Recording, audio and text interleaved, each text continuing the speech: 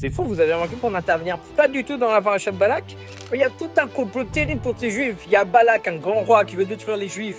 Il appelle un très grand sorcier, Bilam, pour nous maudire, comme ça on va pouvoir être détruits. Et tout ça, nous on n'intervient même pas, on n'est même pas au courant de ce qui se passe. C'est Akadosh Baruch Hu qui gère tout de A à Z. Il envoie un ange.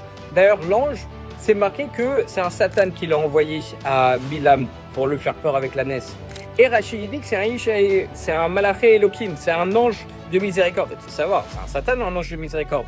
De là, on voit que même le Satan, en réalité, c'est quelque chose de bon, de miséricorde qui est envoyé par Hachem. Et on voit qu'il y a tous ces complots-là, on n'est même pas au courant. Et Akadosh Baruch Hu, il transforme tout le mal qui devait nous arriver en bien.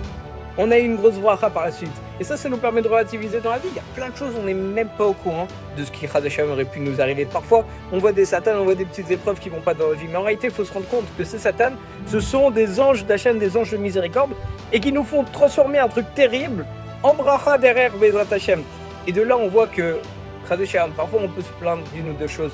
Mais il faut se rendre compte de toutes les choses qu'Akadosh Baruch Hu nous a évitées, toutes les tzadikim qui ont prié pour nous dans le ciel sans qu'on sache pour nous éviter des décrets.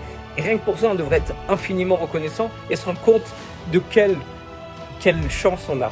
Shabbat Shalom à tous.